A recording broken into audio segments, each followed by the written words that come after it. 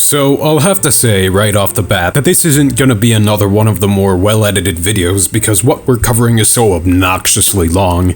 And speaking of obnoxious, Ubersoy is one of the greatest embodiments of eugenicist cultist brain rot, who does quite literally nothing besides schizo post on YouTube while sucking Sean Last's pseudo-scientific dick and subtly dancing around YouTube's TOS. While honest people call him and other cultists out for not being in any peer-reviewed scientific journals whatsoever, despite the fact that he insists on calling himself scientific, he'll perpetually cope and seethe about dominant institutions, despite the fact that literally nothing is stopping these lunatics from starting their own peer-reviewed journal, whatever that term might mean to them. And not only this, but that means from a social Darwinist perspective, the left has won, and the eugenicist right has lost. And it's a really sad social phenomenon to see because while his audience of child NPCs who understand nothing about social science or genetics, along with him for that matter, continue to just nod their heads in dogmatic, ideologic agreement, this scumbag can keep on making videos implying that we need to breed anybody who doesn't have an IQ on par with the white average out of the population. And the cherry on top of the Giga-Nazi coping cake, he also vehemently defends capitalism. Yep, capitalism in its current state. What do you expect from these Darwinist lunatics? Just wait till these brainwashed cult members find out he's Jewish. Anyway, if you're an Ubersoy, wow, his name's kind of fitting actually, fan, or Ubersoy himself, links to my Twitter and Discord are in the description. You know what to do. But for this video's paramount concern, witness this 40-minute long maud as he tries to paint queer folk as groomers and degenerates while straight up lying about what the data actually says, because that's what these dumbasses have to do to get a remotely correct point across, because they know the whole truth debunks their worldview. All you have to do to see this is watch my Sean Last videos. But for now, let's get into yet another great example of pure deceit. I'm gonna have to skip the first 10 minutes because in it he tries to imply that because queer kids often have queer parents, they're somehow raising them to be a certain sexuality they're not, but he's ignorantly and dishonestly ignoring the fact that more accepting environments are conducive to coming out, which will definitely mitigate the number of people lying about their sexuality because they're less likely to get lynched. A bunch of gene speculation later, 9 minutes in is where we cut in our portion of video, so here it goes.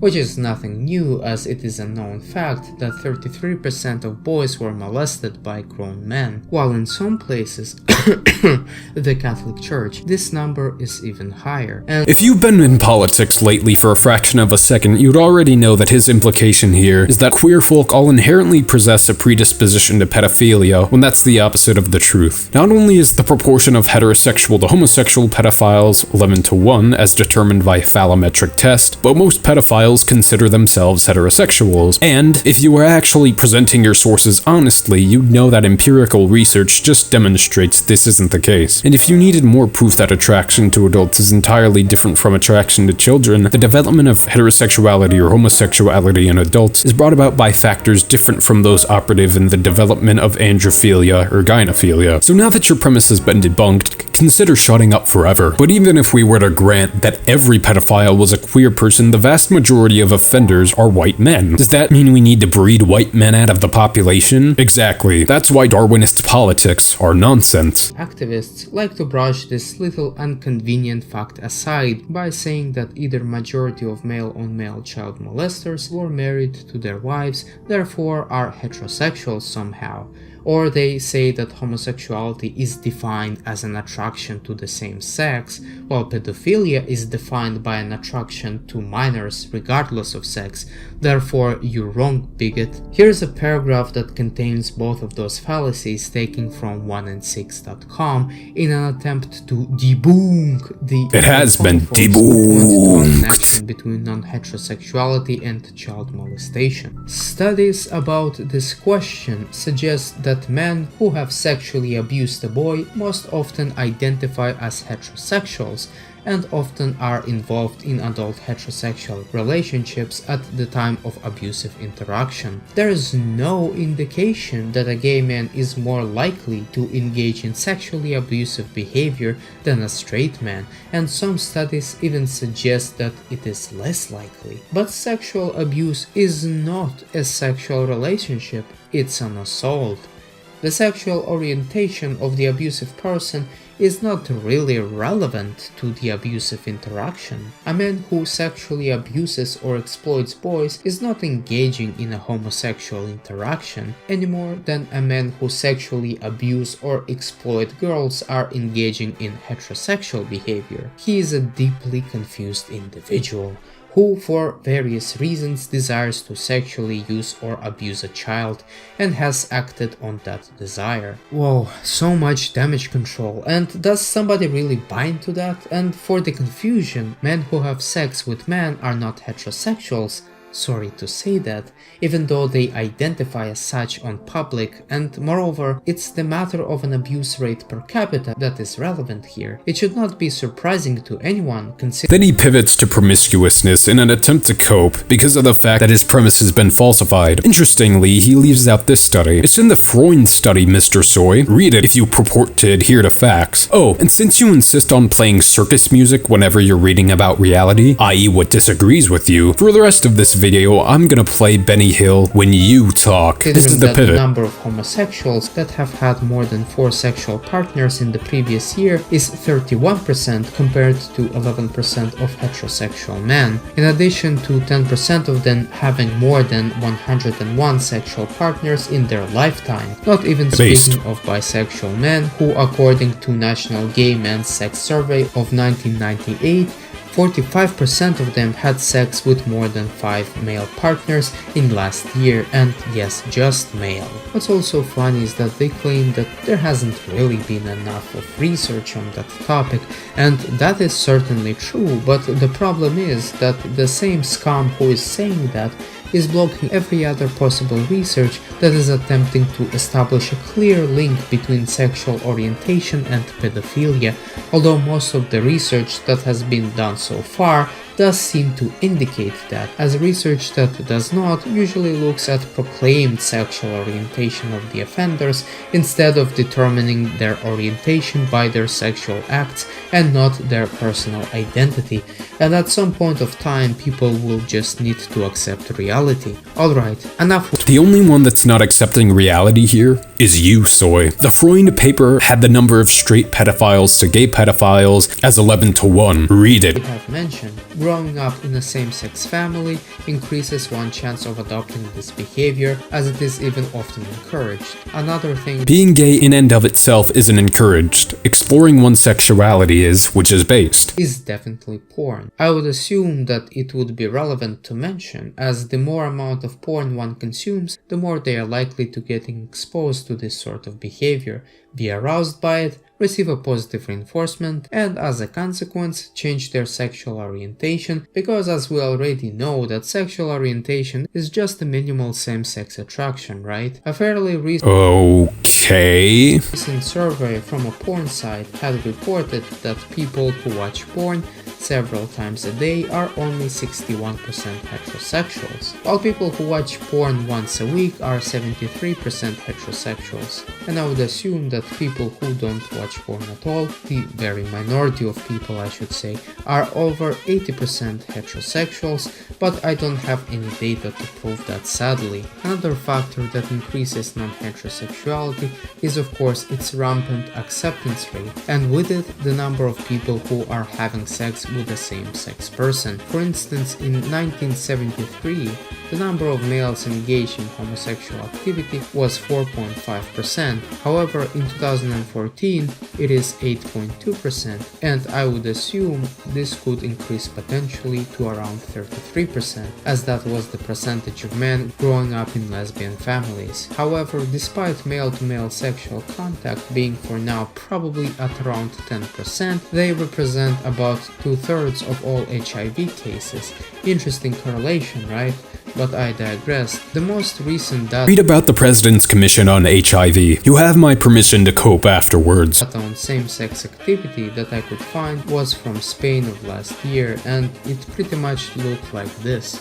The constant bombardment of same-sex propaganda makes it very appealing to engage in this sort of behavior for a couple of reasons. First, it is seen as progressive, in other words, your overall status may increase as a result of this activity if you happen to live in a community that worships this sort of behavior, of course. Second, it will satisfy the certain sexual fantasies of some people, as up to 26% of males have had same-sex fantasies to a varying degree, and about 59% of females in their lifetime. Not to mention the fact that once again, Soy, explaining to someone that settings where one's identity is less stigmatized is conducive to that identity is like explaining how the floor is made out of floor, and this is the IQ you strive to preserve? That accordingly, with the recent study, a category of completely heterosexual males were aroused more to male sexual stimuli than completely homosexual males were aroused by a female sexual stimuli, which confirms the previous finding that exclusive homosexuals are really attracted to their own sex and not really attracted to the opposite sex, with a slight exception of lesbians. What's again worth mentioning here is that with the right reinforcement and the right social pressures, the amount of same-sex activity would gradually increase, even more than it is the case now. As for now, the amount of exclusive heterosexuals among Generation Z, of which I happen to be a part of, is 48%.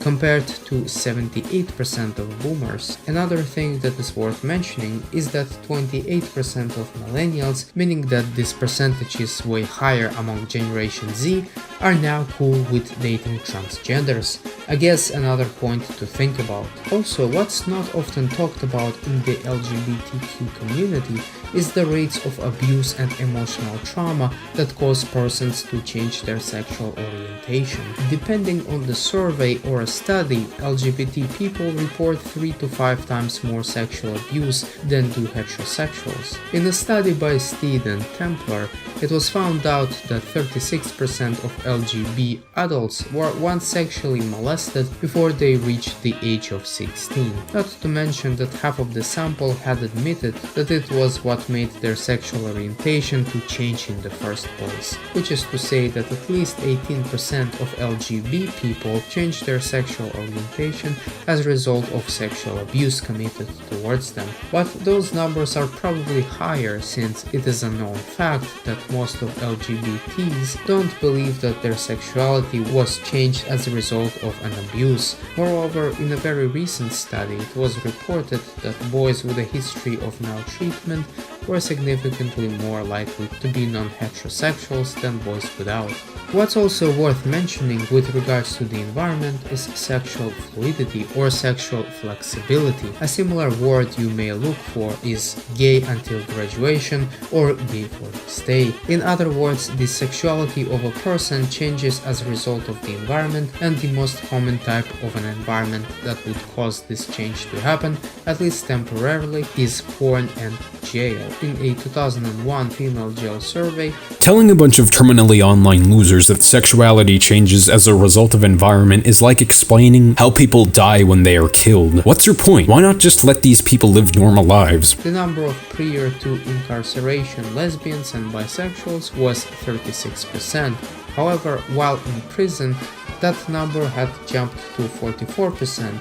Not to mention that those were people who refer to themselves as such, as for example in the same survey, 9% of straight women had already a same-sex experience before going to jail, so I would assume the amount of same-sex activity in the jail is probably around or at least 60%. Speaking of jails, it is also important to mention that the number of sexual minorities in jails is extremely overrepresented, as sexual minorities tend to commit more crime than do heterosexuals. However, it is not so simple. Bisexual men commit way more crimes than straight men, however, straight men commit more crimes than homosexual men. Strange, isn't it? With regards to women, lesbians were way more violent than straight women, because lesbians and bisexual women, just like bisexual men, are always more violent than their heterosexual counterparts. And that violence... Okay, if this is to imply causation, what what allele causes bisexual men to be more violent than straight men? What allelic frequency causes lesbian women to be more violent? Exactly. There is none. The number of prior to incarceration lesbians and bisexuals was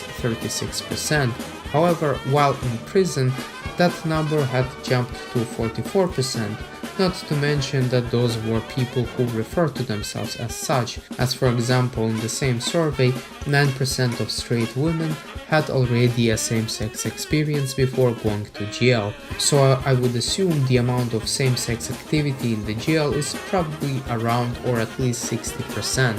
Speaking of jails, it is also important to mention that the number of sexual minorities in jails is extremely overrepresented, as sexual minorities tend to commit more crime than do heterosexuals. However, it is not so simple. Bisexual men commit way more crimes than straight men, however, straight men commit more crimes than homosexual men. Strange, isn't it? With regards to women, lesbians were way more violent than straight women, because lesbians and bisexual women, just like bisexual men, are always more violent than their heterosexual counterparts. And that violence does not only occur in committing crimes or going into jail, but as you can see by this graph right here, happens in relationships. I'm gonna assume this graph is more Nazi horseshit because I can't find these figures anywhere. I mean, hey, it's not like you guys don't rely on bullshit to get false points across. As a matter of fact, two can play at that game with graphs like this, and this, and this. But to get back to the point, this article says rates of domestic violence are higher among opposite-sex couples, so that's just wrong. And fluid,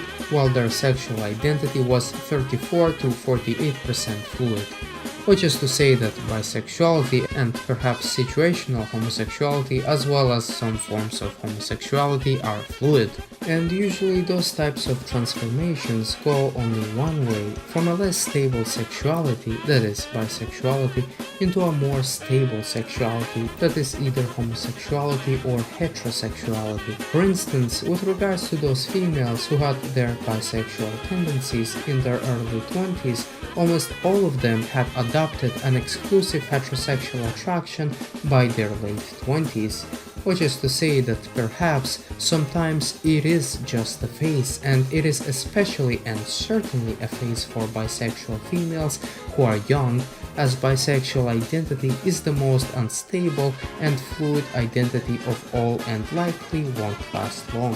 Heterosexual identity is on the other hand 3 times more stable for men and 4 times more stable for women, with the most extreme conservative estimations. And since I had brought up sexual fluidity, I think it's also important to mention a few words with regards to gay conversion therapy. It seems to be not working on homosexuals, as those homosexuals who claim that they have been cured fail to prove that at lab tests. The best they can do is to repress their same-sex urges, unlike bisexuals who seem to have their opposite-sex responses strengthened, not to mention that bisexuality is the most fluid form of sexuality out there, meaning that it could go back to heterosexuality depending on the environment. So we have established that acceptance of sexual minorities and cultural values, especially when being adopted by a gay parent, situational homosexuality, sexual fluidity, abuse and emotional trauma, as well as porn consumption all predict at least a third of all homosexual behavior and at least 2/3 of bisexual behavior if we were to estimate it roughly. Now let's talk about the most pressing topic of today, that is answering the question whether it is a good or a bad thing to have this large amount of sexual minorities as we do have now. A true conservative, not David Cameron type of conservative, would say of course it is a bad thing for our society, while a liberal lefty would say the exact opposite and would even add that we ought to increase the number of sexual minorities in our society as well as their representation literally everywhere. I personally align with the conservative position for the reasons I will mention rather shortly, before I will mention the areas in which I will agree with the liberal. First, I think conversion therapy is not a workable solution for homosexuals, and exclusive homosexuality is not really a matter of choice. I would also say that discrimination of homosexuals is not leading to their decrease or them changing their orientation or practices, not to speak of their suffering as a result, and I come to the conclusion that it is a waste of time to do so. I'm also aware of the multitude of evidence that children of homosexuals do in school at around the same level as children of heterosexuals, and unfortunately this is where the good stuff ends and the negative aspects when it comes to non-heterosexuality come into play. In addition to, of course, their already mentioned predisposition towards crime, molestation and being molested, promiscuity, and in the case of trans women, they are so sexually active that only 40% of them are monogamous, which is pretty scary as polyamory for now is thankfully not that popular. I'd be thankful if it were more popular. Push it as another new sexuality, which again I don't really protest against, as hopefully it will push more people away from this always increasing letter construction, also known as the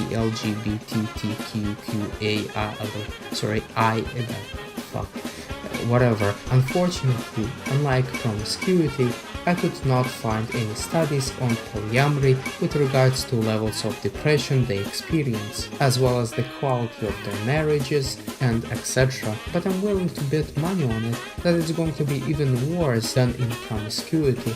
And I'm not in any way surprised that it is transgender women that are very into this polyamory thing. And since I had mentioned marriages, yes, lesbian marriages suck, as they don't last very long, unlike gay male marriages and straight marriages, but I assume partially it has to do with women than lesbians. But there is one point to mention with regards to gay relationships. 52% of gay and bisexual men had reported cheating on their partners. Also, it's very worth mentioning that according to homosexuals, anal sex was considered a form of cheating only in 79% of the cases, while blowjobs in 76% of the cases. So I just wanted to point that out here. I guess some people— I'm in favor of getting out of bad marriages. Keeping people in unfavorable marriages objectively leads to worse outcomes, and is something conservatives do. This guy creates problems and then blames the people he's lying about for supposedly being the cause of those problems. How deceitful. With women than lesbians. But there is one point to mention with regards to gay relationships. 52% of gay and bisexual men had reported cheating on their partners. Also, it's very worth mentioning that according to homosexuals, anal sex was considered a form of cheating only in 79% of the cases, while blowjobs in 76% of the cases. So I just wanted to point that out here. I guess some people are really living this polyamorous dream, and the amount of cheating they do is probably higher than 65%, knowing that. Moreover, a large amount of cheaters had contracted STIs, and more than a third of them did not even inform their partners of that. But maybe they just enjoy that lifestyle. Who am I to judge, right? Or do they? According to mentalhealth.net, they are struggling with depression and mental illnesses. And funnily enough, those who are depressed the most are actually the groups that's supposed to be not oppressed the most in the LGBT community. Bisexuals, that is, young bisexuals, as opposed to old male homosexuals, as one would assume. And even though homosexuality is accepted by around 85% of Gen Z Americans, 47% of bisexuals seem to be at risk of a depression, while straight population of their age is only 16% at a risk of depression. And don't get me wrong, the discrimination does indeed contribute to their overall depression rates, And more of that you can learn at healthyliferecovery.com, but it is also true that it happens at a far lesser rate than it was 20 years ago, let's say, or 40 years ago. But the depression rate doesn't seem to go away. What if I were to tell you? It objectively does. I can get you an entire paste bin of peer-reviewed meta-analyses demonstrating this. And no, WordPress blogs aren't a refutation of this. That discrimination is not the biggest factor for them anymore. In a 2007 study when controlled for discrimination, the researchers had found out that LGBT individuals experienced more major discrimination and reported worse mental health than heterosexuals, but discrimination did not account for this disparity. Future research should explore additional forms of discrimination and additional stressors associated with minority sexual orientation that may account for the disparity. In a 2011 study, however, published by Cambridge University, finally revealed that missing link that last study could not report, and I quote, "Genetic factors accounted for a majority, that is 60% of the correlation between sexual orientation and depression." In addition, childhood sexual abuse and risky family environment were significant predictors of both sexual orientation and depression, further contributing to their correlation. Another study had confirmed a similar pattern, and I quote, "We found significant genetic correlation between sexual orientation and both neuroticism and psychoticism, but no corresponding environmental correlations, suggesting that if there is a common cause for both non-heterosexuality and psychiatric vulnerability, it is likely to have a genetic basis rather than an environmental basis." So it seems that genetic factors, in addition to discrimination and sexual abuse, can predict higher levels of depression among LGBTQ individuals. I would also go and say that discrimination is surely not the biggest factor of a higher depression rate among Gen Z sexual minorities anymore, as it seems that no matter how accepting we are of them as a society, their depression just does not seem to go away. And it's due to several factors, which include genetics, as we have discussed, but also their lifestyles that I'm going to talk about now. In addition to their promiscuous behavior and increasingly polyamorous lifestyle, levels of crime, mental illnesses, and abuse, they also happen to be drug addicts. According to addictioncenter.com, 20 to 30% of the LGBT community abuse substances, while population as a whole does that at a rate of 9%. And let's not forget that population as a whole includes the LGBT community in it. Moreover, they are twice as likely to use tobacco than straight people, 3.5 times more likely to smoke marijuana, 9.5 times more likely to resort to heroin, and 12.2 times more likely to use amphetamines. And of course, discrimination does play a role to it, and I don't deny that, but guess what? Discrimination plays no role in their promiscuous, infidel, and polyamorous behavior, and I would assume the usage of drugs is done for the same impulsive and let's have some fun reasons as their decision to be polyamorous and cheat on their partners. What's funny and sad at the same time is that the most engaged in drug usage people are the same let's have some fun people that are mostly heterosexuals, lesbians, and bisexuals. In other words, people who have little self-control and would prefer to have short-term pleasures in favor of long-term gains and stability. What's also worth mentioning is that literal pro-gay publications are advising bisexual and homosexual men to stop having so much sex, as a lot of HIV and other STDs were spread as a result of it. And it is time to say rather bluntly that bisexuals are just way hornier than any other sexuality, and their bisexual behavior could be possibly explained by that. In the male bisexuality study, those who ranked 2 to 3 on Kinsey's score, that is mostly heterosexuals and equally attracted to both sexes categories, had the most amount of genital arousal when viewing less arousing sex, and it should not surprise anyone that the more porn one watches, the more they are likely to become bisexual.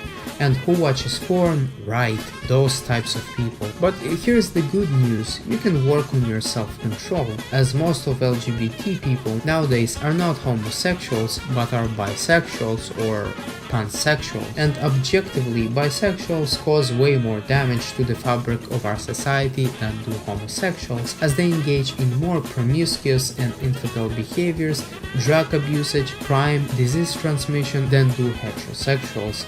Not speaking of the amount of suffering that— What the hell even is the fabric of our society, and why does promiscuity harm it? You /pol types always speak in a really vague, obfuscatory language to the point where you don't even resonate with anyone that isn't already a fascist. I'm gonna assume you're just malding, because people who are getting laid more than you live rent-free in your head. that bisexuals cause to themselves, as their mental health statistics and suicide rate doesn't look too good. The problem Again, that's because of people like you. You're ignoring reality. But they're not as numerous as bisexuals. However, they also bring a set of their own unique problems, that is a decrease in birth rates, disease transmissions, not stable marriages, speaking of bisexuals, polyamory, and most importantly, more bisexuals if they are to adopt children, which is probably the worst thing that they could possibly bring. Why? Building on that, I'd like to say that having same-sex fantasies is very common, with up to 26% of men and 59% of women reporting it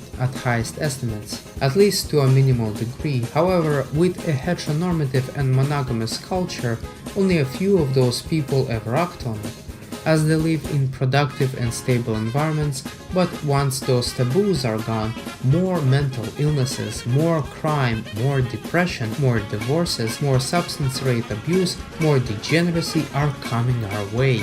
At this point, I don't even know what can possibly be worse. An increase in the amount of bisexuals, an increase in the That's amount just of objectively transgenders, wrong. which is literally infertility, an increase in acceptance of polyamory, an increase in acceptance of pedophilia.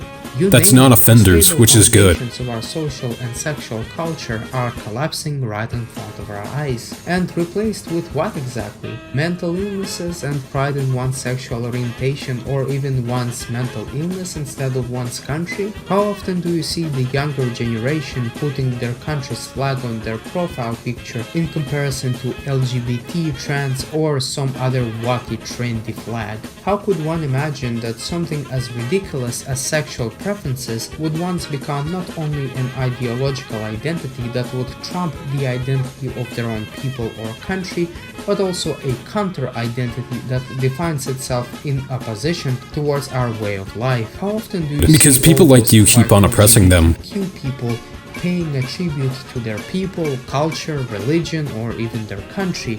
Not very often, right?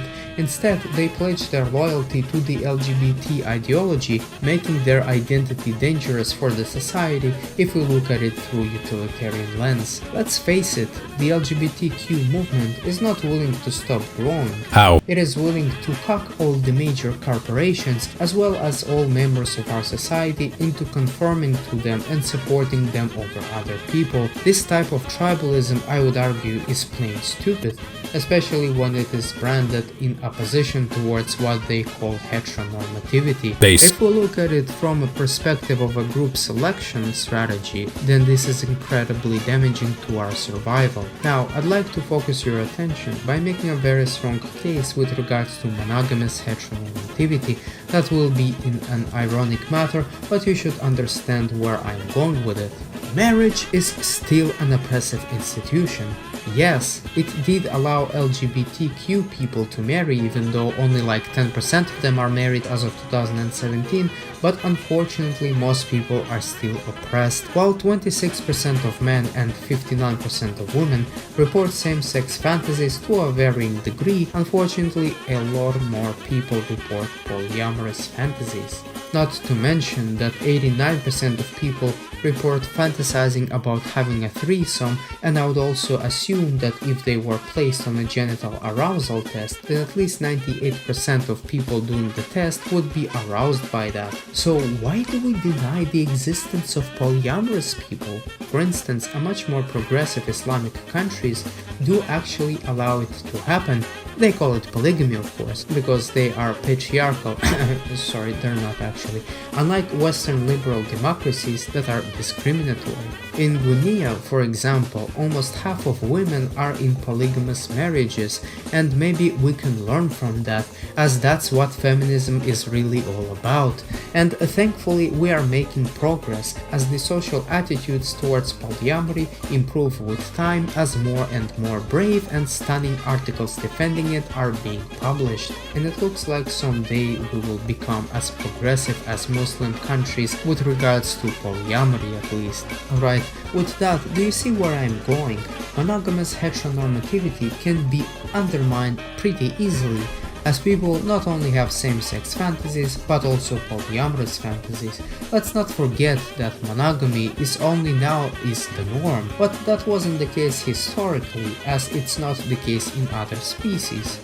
It is said that among mammals, just 9% of species are monogamous, among primates just 29%, and humans diverse a lot. But before the evil Western imperialism, 83% of indigenous societies were polygamous, 16% were monogamous, and 1% polyandrous. This could easily be undermined with more sexual freedoms, and people are pushing for it. And honestly speaking, there isn't really an element of homophobia in other animals as it exists in humans. It takes a special amount of intellect to come up with it, as most of homophobia brought to the world was brought with the West. The West coming up with monogamy and enforcing it on other societies was an intellectual breakthrough of its own too, as it improved the social cohesion that still in the 2021 holds our society together. The most primitive and backwards people usually were the most sexually liberated historically.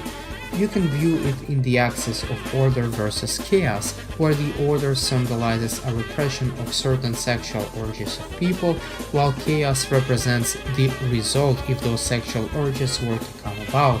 I would much rather prefer living in order. Finally, I'd like to show you another example of further sexual liberation, this time towards minor attractive persons, commonly known as pedophiles. For now, in the mainstream media, you can see the signs of pedophilia getting accepted as more and more people come off brave and stunning in defense of it, among which for now are TED Talks, The Independent, and the BBC. While the American Psychological Association is yet to declare that pedophilia— Yeah, so implying that queer movements as a whole shouldn't be accepted because maps are trying to insert themselves into those movements, and young children for that matter, is blatantly and objectively fallacious on its face. Anyone can see that. That pedophilia is in any way not a mental disorder, as they did with homosexuality and transgenderism. Which was based on heavily flawed research. Pedophilia does not cause significant distress or disability to pedophiles, unlike it does for transgenders. And yeah, pedophiles are also denied their right to existence because sex with underage person is prohibited, not even speaking of marriage, but yet again the Muslims are way ahead of us. So my ultimate thought for today is that heteronormativity is good. Same-sex attraction is common and usually not dominant, unless one thinks of it around the same rate as of opposite sex or even higher. Bisexuality is not stable and can be put away with half of the cases. The rise of LGBT Malt harder, Mr. Soy. and the amount of people identifying as such is terrible for our society for the reasons that I had mentioned previously. But most importantly, it had allowed people to push the boundaries even further with potentially deconstructing the institution of marriage, sex, or gender that had probably already occurred, a return to polyamory, which in practice is really polygamy, and perhaps even maximal sexual liberation, coming with toleration of Discord moderators, which all will lead us to even more terrible outcomes in comparison to those that we deal with now. Finally, I advise you to check all the sources for this video. You've linked none of them, and I've proven you've used them deceitfully. Porn and societies without masturbation and homosexuality, as I wanted to mention them here, but the video was just too long, so I decided not to include them here. They will be in the description and they are pretty interesting. They're also, not, though. I'd like to thank Fourth Stage as he helped me to gather a third of my sources for this video, so you can go ahead and subscribe to him on Twitter, as well as to follow my Twitter, because I will be active on it. And for those of you who are still watching this video, I'd like to stress that I was not in any way advocating for the discrimination of homosexuals, nor I was advocating for conversion therapies for homosexuals in the form as they exist today. I was more talking about the social consequences of those behaviors being prevalent and why they are worse than heteronormative behaviors. They're objectively not. That was pretty much it for today. Thank you so much for watching. Fuck you. Well folks, as you can plainly see, when faced with the axioms of reality, Mr. Soy here looks like the most blatantly dishonest political actor that race pseudoscience intelligentsia, quote unquote, can produce. He has utterly failed to make a single salient point, and because he only made this video pejoratively, each and every single one of his arguments against the acceptance of queer folk has been debunked. If Mr. Soy himself or one of his sycophants wants to argue with me on this issue, you know what to do. Thanks for watching.